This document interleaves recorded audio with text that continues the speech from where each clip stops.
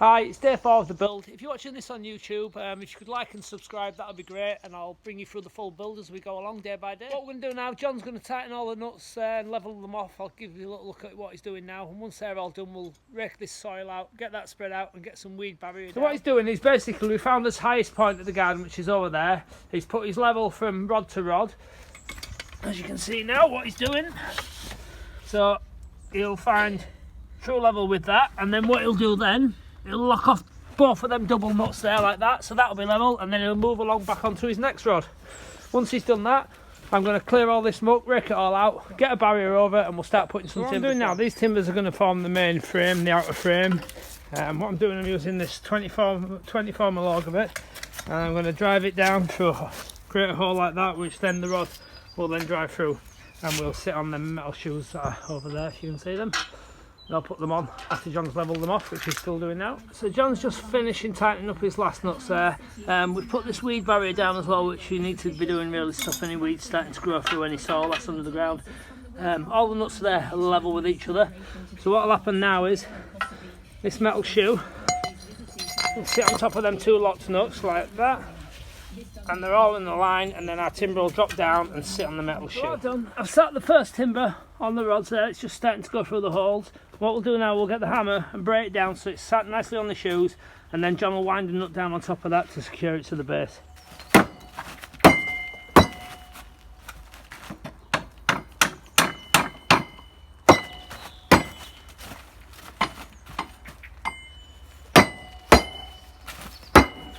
So what we'll do now, we'll tie the joints together with these 250mm long screws. We'll drive them through all the way through.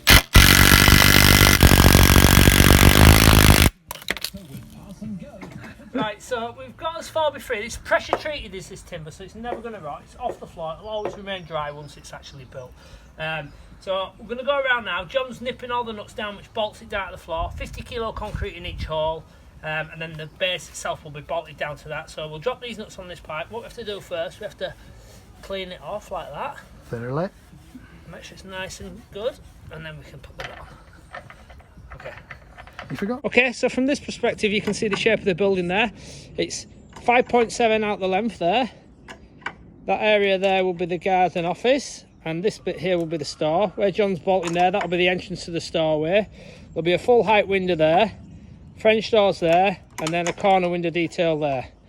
It's quite a good size, is that office there, and it's going to fit in nicely to the space they had before. All the joists are in, they're at 400 centres, it's all treated timber. We've dropped some slate battens under there as well, they're treated, that'll stop the insulation from dropping down. What we're going to do now, we're going to cut up this 100mm Ecotherm insulation board, foil backed. A lot of companies are using rock wool. Basically, it's not as thermally efficient and it's cheaper to install. This is how it needs to be done.